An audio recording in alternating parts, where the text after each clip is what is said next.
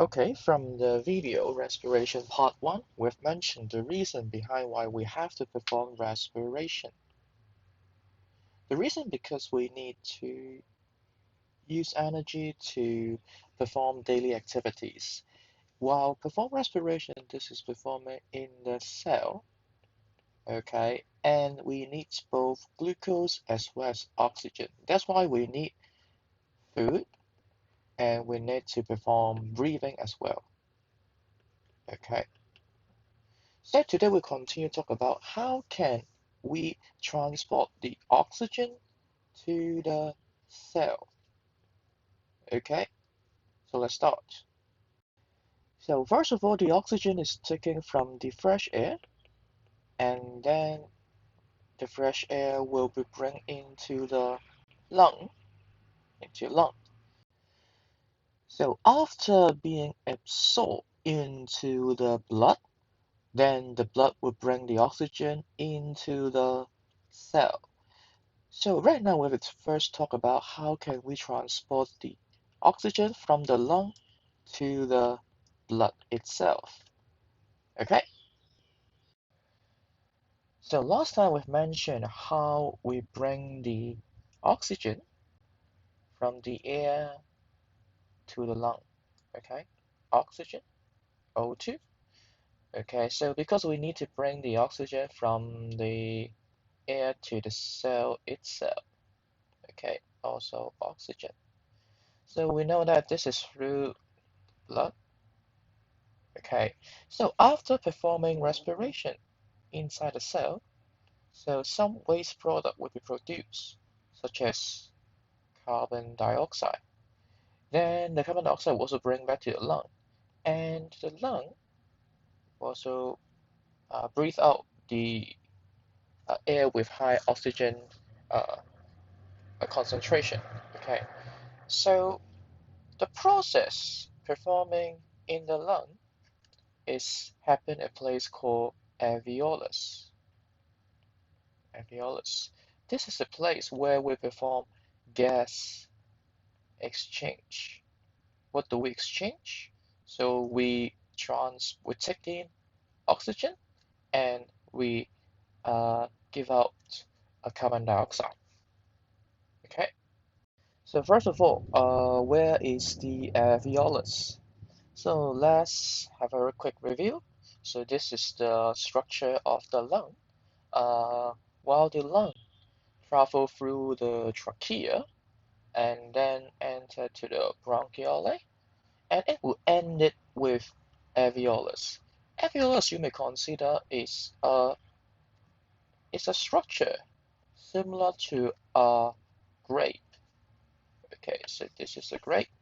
So the bronchiole would end it with alveolus. Okay, so this is a bronchiole and with alveolus of this. Okay, this is the end of the bronchiole. It is a grape-like structure. We call them as alveolus. In plural form, alveoli. Okay, so alveolus is surrounded with a lot of blood vessel. Blood vessel is the tube that containing the blood allow blood to flow inside. In Chinese called 血管, blood vessels. And these blood vessels are the very tiny one. These are the capillaries. 微血管. Okay. So the gas exchange takes place at the alveolus itself. Okay. So what exactly alveolus? So these alveoli, uh, these structure, they are hollow. Okay, there is space inside. You may consider each part, each alveolus, each asset, they are just like an empty plastic bag. Okay, an empty plastic bag. So the gas exchange take place inside the plastic bag, inside at the inner wall. Okay. So before proceeding to the next part, I want you please check this video. Okay, through this QR code. Okay, so this is the inner view of the alveolus. Okay, alveolus. So this part was the grape, each tiny circle, and this was one of the bag here. So where exactly the gas exchange took place? So when the fresh air get into it, okay, so these air are full of oxygen, okay, full of oxygen. So each of the air set was covered with these capillaries 微丝血管 okay, so it was covered with this, and inside the capillaries you can see that this shape, they are the red blood cell, okay. So you may wonder why the red blood cell is in blue color, because just now these blood are travel from are taken back from the body cell. So all the body cell already take up all the oxygen here, most of the oxygen. So we say that these red blood cell or these blood, they are the deoxygenated blood. They have lower oxygen level, lower, because the cell already used most of them. Okay, so the capillary brings those blood, deoxygenated blood, near to the alveolus here. So now let's consider this place and this place here, these 2 points. So if we compare of the concentration of oxygen. So obviously this has a lower level of oxygen, while here has a higher concentration of oxygen. So what will happen? So here we perform diffusion. Okay, diffusion. I hope you still remember what is diffusion. Diffusion is talking about the particle will travel, or the substance, it will spread from higher concentration, to lower concentration. So based on this difference in terms of concentration, the oxygen will diffuse into it, diffuse into the red blood cell and being carried by the red blood cell.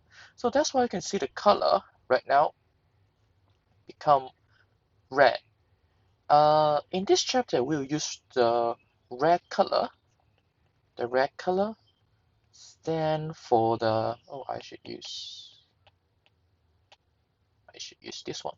Okay, the red color. They are the oxygenated blood, which means that they are rich in carbon, sorry, rich in oxygen.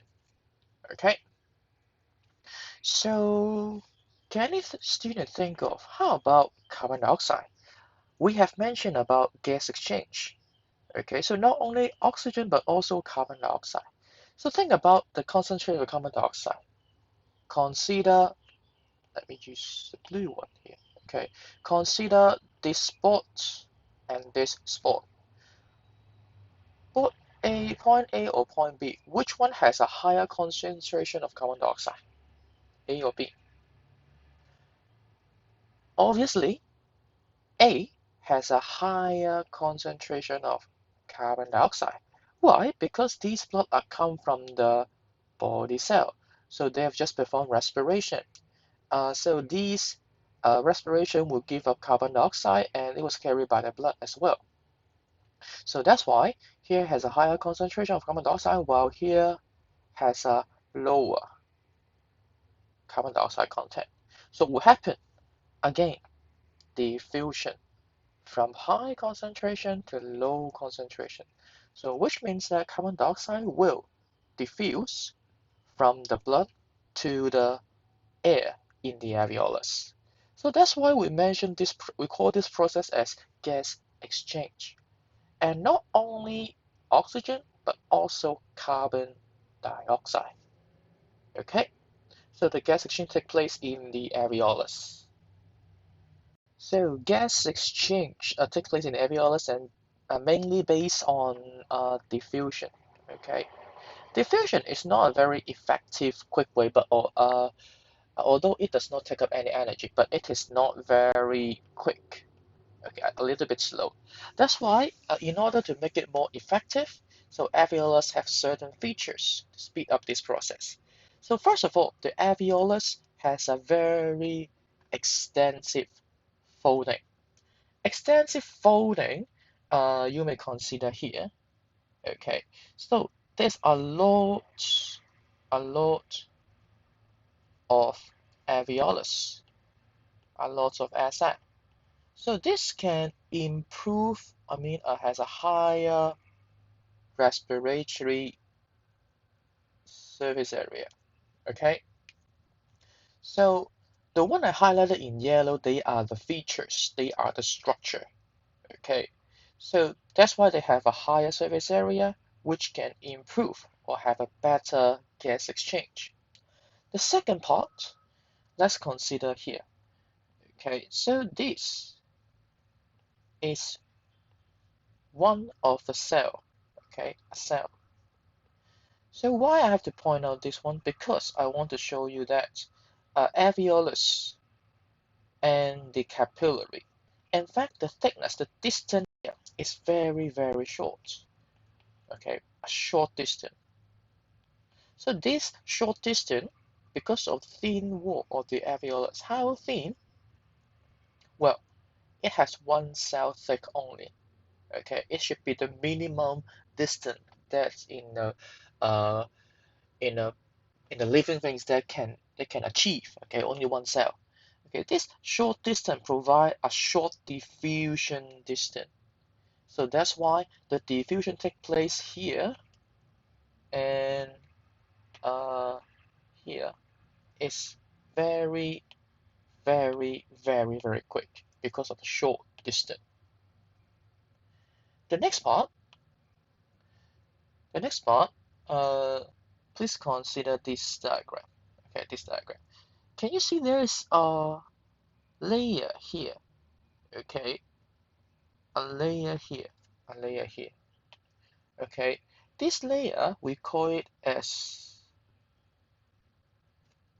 the wet inner wall. We found that this wet inner wall, in fact, is very useful because uh, this can allow the oxygen and carbon dioxide dissolve dissolve into it. Okay, so because they can dissolve into it, the wet inner wall, oh sorry, the wet inner wall, yeah. So this can speed up the exchange rate, the diffusion rate as well. Okay, so and the last one, uh, please look at this diagram here. So can you see in the on the alveolus, on the surface of the alveolus, in fact, it's covered with a lot of blue and red line. So these are the capillaries. Capillaries. They are the blood vessels, contain a lot of blood. So they have an extensive means it has a very good coverage, the capillary network, which can provide a very large difference of concentration of gas. You may consider, so what exactly this mean? Okay, so um, in order to speed up the diffusion rate, one very important is that we have to make sure that, let's take oxygen example. We have to make sure that this place is lower in oxygen level, while this place is higher in oxygen level. If we can provide a large amount of a capillary network, we can speed up the blood flow. We can speed up the blood flow, okay, and that's why we can maintain the concentration of oxygen here is as low as possible. as low as possible. Okay, so that's why we can speed up the diffusion rate. We can speed up the rates here. Okay, so in summary, so in the alveolus, first of all, we have extensive folding, so we can have a larger surface area. Secondly, we have a very thin wall. We can speed up because we provide a very short diffusion distance. The third one, we have a wet inner wall, the wet inner wall, which can allow the gas to dissolve and thus to facilitate the diffusion of the gas. The last one, because of the extensive capillary network, we can maintain the large difference in terms of concentration of gases, thus, again, speed up the diffusion rate. So here, let's have a very quick checkpoint here. So ventilation and diffusion. Most of the students, they mix them up. Okay.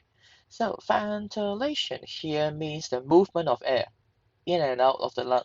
Basically, it's talking about the breathing here. Okay. So breathing does not bring the oxygen into the blood. They just bring the oxygen.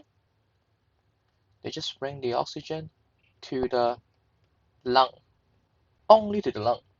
While diffusion here is talking about how can we bring the oxygen in the lung, bring it into the blood, bring it to the blood. And this is take place in a surface called alveolus, based on diffusion. Okay, because in the blood at the very beginning we have lower oxygen in the blood. Okay, that's why the oxygen in the air, okay, the concentration is higher. That's why the oxygen would diffuse into the blood. Okay, so vice versa for carbon dioxide. So this can be found in your notes. What I would like to remind all of you is that this is the structure features. Structure features. Okay. So when you're going to explain how the alveolus adapt to this situation, I want you um, to give me a full sentence. Just now we have mentioned in the previous part. I want you to join these two into one sentence. For example, uh, because alveolus has an extensive folding,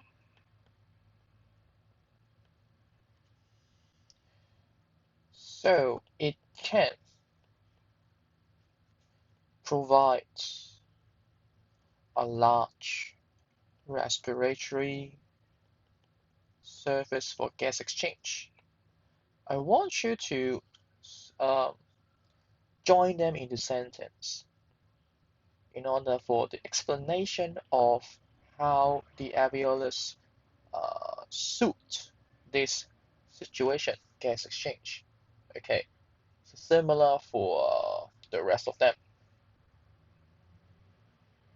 For the sentence part, you can refer to the previous slide we've mentioned.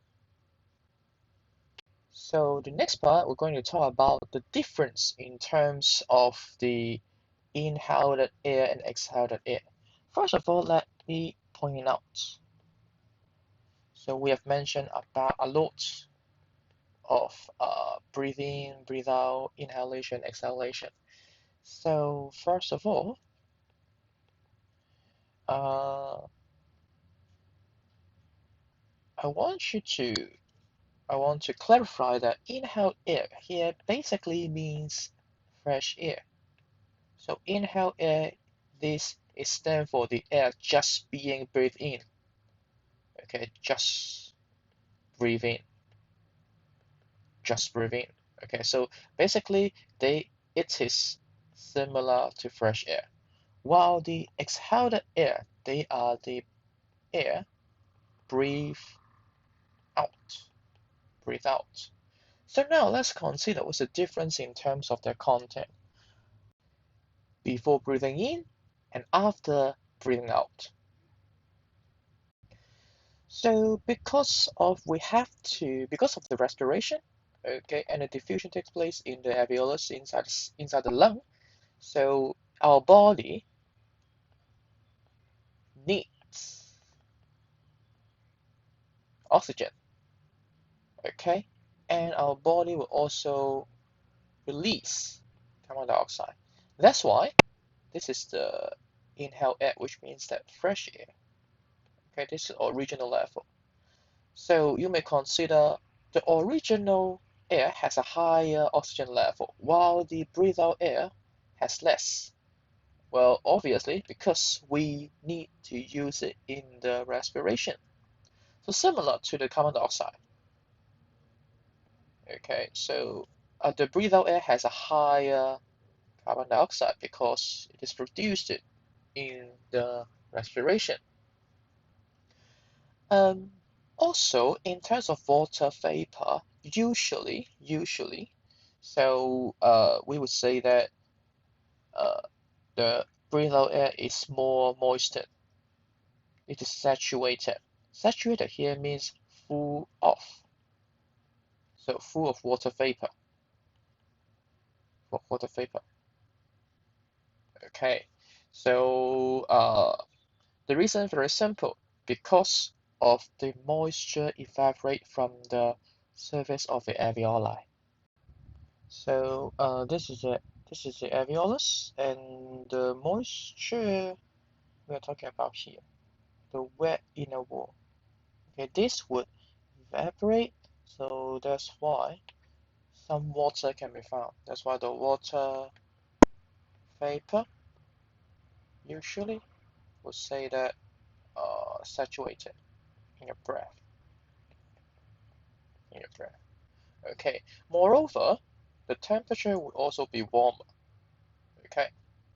So you may take this as a summary for the difference in terms of the breathe in or breathe out air. So how to collect the breathe out air? So we can use this method way to collect the exhaled air. First of all, you fill in gas jar, this gas jar with water, fill it with water, and then you inverted the gas jar and blow the air slowly. And then you can find that the water level will decrease. And this is the breath, this is the exhaled air. We call this as the upward delivery method. This is a very quick view of how can we test for the oxygen. So by light the gas with a glowing spleen. Okay, so the oxygen can relight the glowing spleen. When you're going to answer certain question asking you to identify the oxygen, identify unknown gases, first of all, you have to provide a method. Okay, so this is the method. Light the gas with a glowing spleen.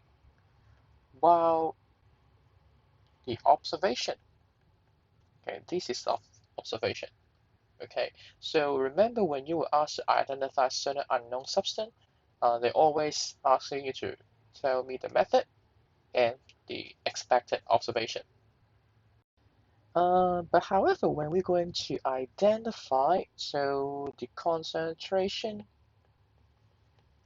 of oxygen in both inhaled and exhaled air, by using the glowing spleen test can't tell us about that. Okay, they can only prove there is oxygen, but can't tell us the relative amount. We need the amount of different oxygen in both air. So by using this simple test, the burning candle, we can tell which one has a higher oxygen content. Okay, by comparing the burning time. The burning time.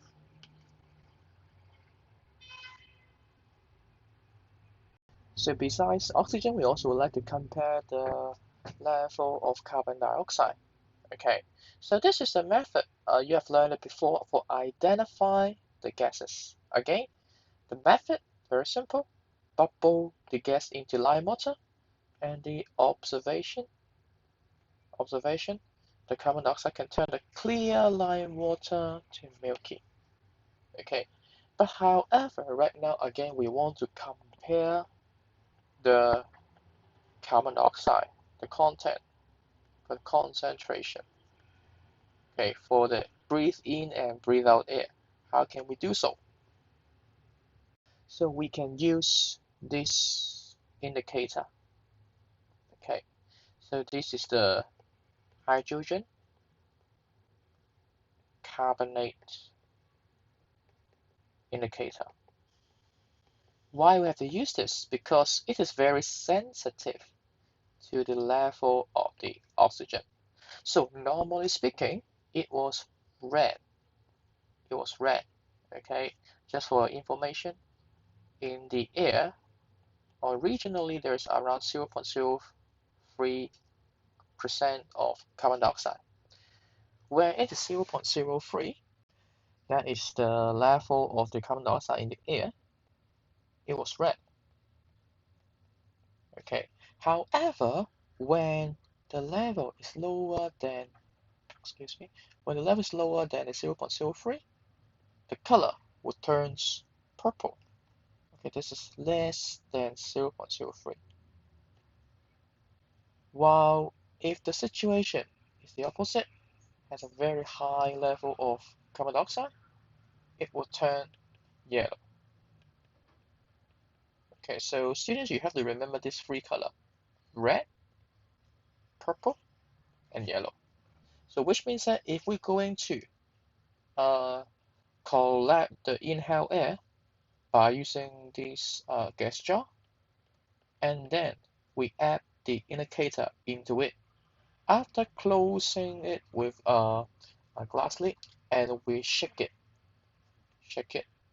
So we should able to see there's some color change if it is exhaled air, while if it is fresh air, so no color will change because this remain as a 0.03% of carbon dioxide is still red. Another test for the water. Test for water. How can we make sure that in certain substance there's water, or let's say there is a glass of colorless solution? Okay, we can't tell if it is water or not. Okay, so how can we test it is water? So there's one very simple chemical test. By adding a drop of the liquid into a dry cobalt-2 chloride paper, you can consider this is somehow like a pH paper, Just this is test for water. Test for water. So if it is water, then the blue dry cobalt chloride paper would turn into pink. Okay, it was blue, and when there's water added into it, it would turn pink. Okay, so in order to prove in our breath there's water vapor, we can use a very simple method by breath onto a mirror and then use a dry cobalt-2 chloride paper to wrap it on the surface, and it should turn from blue to pink because in our breath there's water vapor. For the following part, we would like to set up an experiment for studying respiring organism. Okay, so if it performs respiration, it will release carbon dioxide. So in this case, we use a living mouse. A living mouse. Okay, we want to prove that respiration. This living organism can perform respiration. So by detecting the carbon dioxide that they release, okay, we can confirm that the mouse perform respiration. However, when we're going to think of this experiment, okay, we have to remember there's 0.03 carbon dioxide in the fresh air. So if we want to use carbon dioxide to justify, the living thing would perform respiration, we have to make sure that if we're going to use some indicator test for the carbon dioxide, we want to make sure that these carbon dioxide are only come from respiration, okay? Which means that in order in order to conduct this experiment, first of all, we have to remove the carbon dioxide in the fresh air first, okay? So how can we do this? So please look at this setup. We set up an apparatus as shown. So we have three flaws. So there are flaws A, B, and C. And also we connect it to a suction pump like this in one of the delivery tube. And we allow the air to move through for 30 minutes. And we're going to perform to record any color change. Okay, so flaws A. Flaws A is very important because just now we mentioned about there is carbon dioxide in the air. Okay, if we going to draw this carbon dioxide into the gas jar here, so eventually when we're going to identify the breathe out from the living mouse, we may double count or we may count more than expected because we have also counted the carbon dioxide in the air as well. So which means in order to prevent this from happening, first of all, we have to remove the carbon dioxide here before get into the mouse. So how can we do it? We can use this substance. This is the potassium hydroxide. So for information, this is one of the alkaline. Okay, so alkaline would react with acid. So why we have suddenly some acid present? Okay, because when carbon dioxide dissolved into water, it will form an acid called carbonic acid. Carbonic acid, and if we use alkali, we can react it with this acid, and thus all the carbon dioxide will be removed. Okay, so this is important. We want to make sure that no carbon dioxide passing into the bell jar with the mouse. Okay, so this flask containing the hydrogen carbonate indicator. This is test if the setup we made in the flask A function or not. Okay, so if it is functioning, if there's no carbon dioxide come into the flask B, this would eventually turn from red to purple because there's no carbon dioxide in flask B, right? If there's something's wrong, then this would remain red or even turn into yellow, which means that there's something's wrong in the setup. in the flask A. And flask C. Flask C is very obvious. This is used to test if the living mouse release carbon dioxide or not. So after 30 minutes, because of the carbon dioxide released by the living mouse, the concentration of the carbon dioxide should be higher, and eventually the red hydrogen carbonate indicator should turn yellow in flask C. Now, let's think the following three questions. What are the results if we replace the red hydrogen carbonate indicator with lime water? What would you expect? What would happen in the flask B?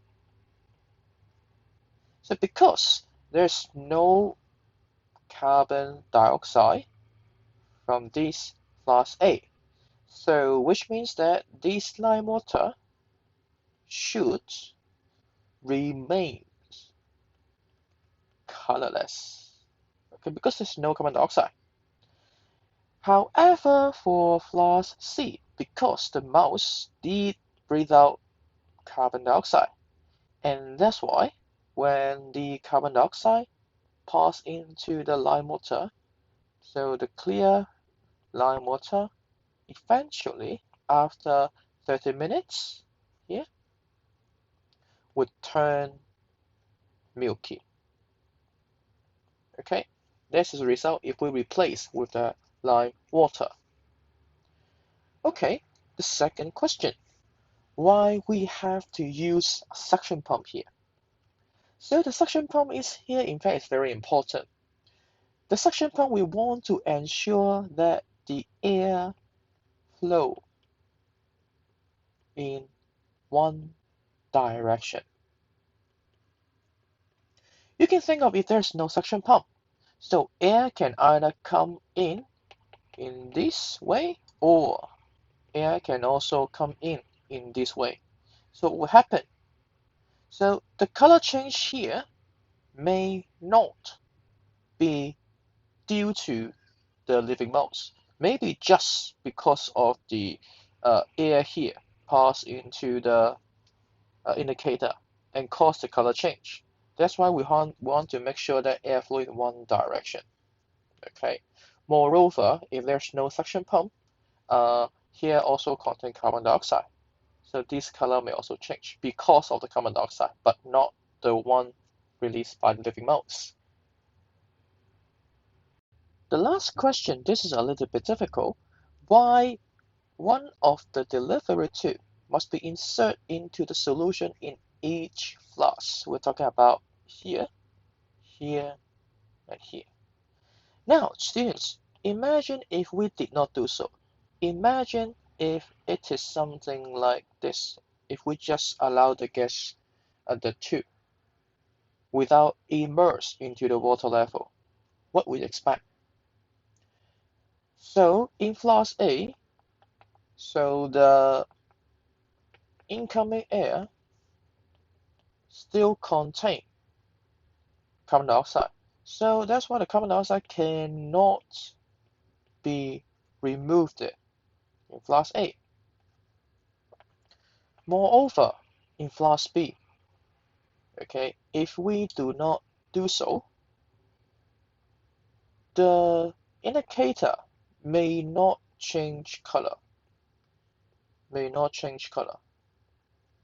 The reason very simple, because the air movement may move from here to here directly without immersing into the solution. So similar situation for C as well, so B and C. Okay, so that's why we want to make sure that why would they immerse into the solution? We want to make sure that the color change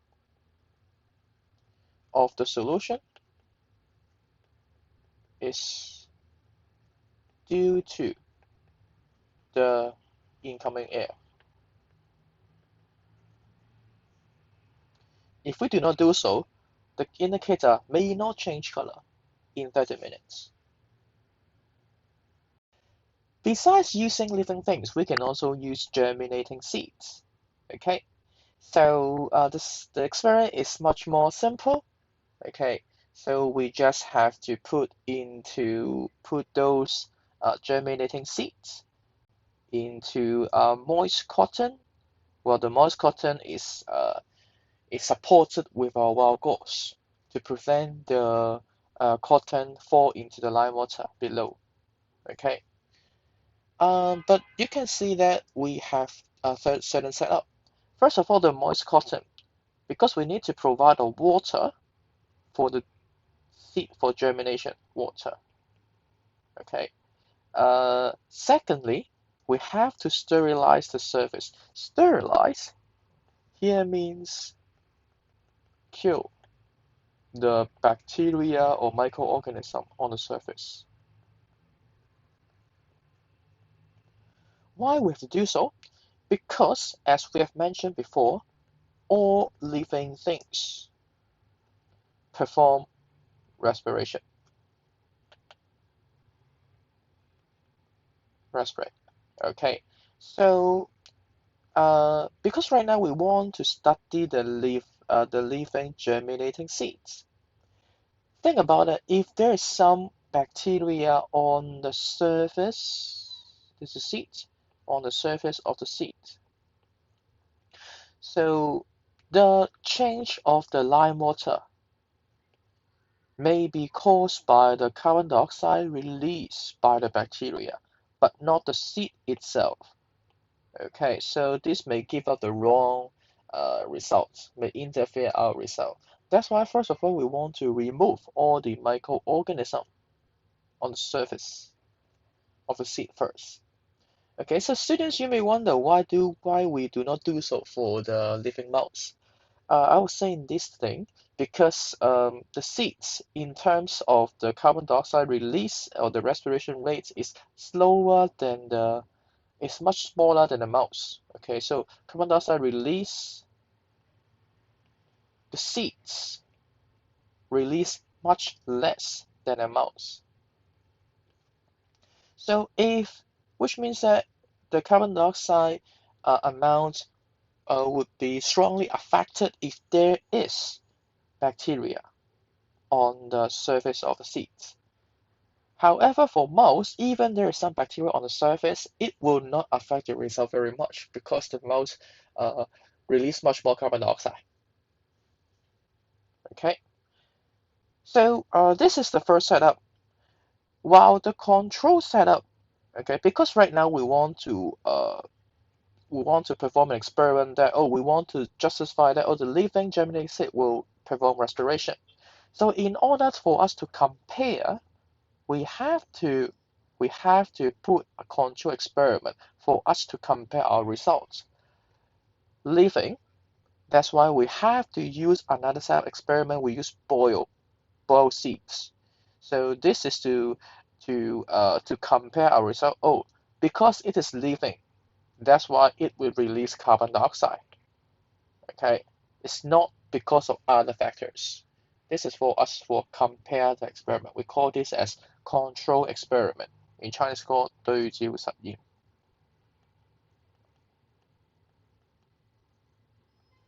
Okay, so again, the expected result of the experiment. Okay, because this time we have used lime water, so you may expect that the soaked the A. So because of the carbon dioxide released by the germinating seeds, the carbon dioxide would be higher in terms of concentration. So eventually, the clear lime water would turn milky. While the control experiment, because of the concentration of carbon dioxide, be remain unchanged. Should be unchanged. So the lime water should remain colorless. By the way, don't write down lime water turn colorless. You have to use the word remain. Okay, it does not change color because. Okay, so just now here we have mentioned already why we have to boil the seeds. We want to set up a control experiment. And the last one, I leave this for you to think about it. If we use red hydrogen carbonate indicator instead of lime water, how does it affect our results? Okay, I leave it for you. So this part we want to compare the respiration and burning. Some of you may not find out that in fact both of them are very similar because both of them would need oxygen and both of them need fuel, 燃料. Okay, so burning we use fuel, while respiration, what do we need? We need glucose, we need sugar, we need food. Okay, uh, but there's some difference in terms of burning and respiration, although both of them release energy. Okay, both of them release energy. However, you can tell one of them release light, light. Another of them release called ATP, energy carrier. Okay, so you may find very weird. What does it mean, energy carrier? So you can consider this as an energy token. Okay, 一個能量嘅代幣，硬幣。Okay, when you need energy, you spend this token. You have the energy. Okay, uh, while burning, release the energy at once. At once. While this one has somehow the concept like storage. Like storage. Okay, you can use it when you need it. Okay.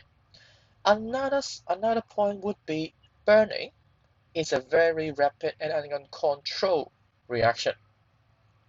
Okay, while respiration is consists of a series. A series means more than one step. Okay, multi-step, multi-step, 一連串嘅 multi-step process and happen gradually, slowly, gently. Okay, so why this happen gently? If you recall the equation of respiration, glucose plus oxygen uh, give you water and carbon dioxide. It was well controlled by a thing called enzymes. Okay, why this can take place slowly? Because of the presence of enzymes. Okay, so that's why the respiration is a well controlled process and it will release energy, and this can be stored. Okay, instead of how much you eat, okay, you just release all the energy at once. Okay, this is the major difference. One is rapid, one is slowly. One is uncontrolled, another one is well controlled by enzymes. Okay, and the last one would be the difference in terms of the energy release. Burning release light and heat energy, while respiration release ATP or energy carrier and heat as well. Okay, so far we've spent a lot of time to mention about the process between the how the air, how the oxygen from the air get into our blood. Okay, just now we have mentioned about this process. For the time being, in the next video, part 3, we'll talk about the process after getting into the blood, how the oxygen being transported to the cell itself for performing respiration. Okay, please stay tuned. And that's it for this video.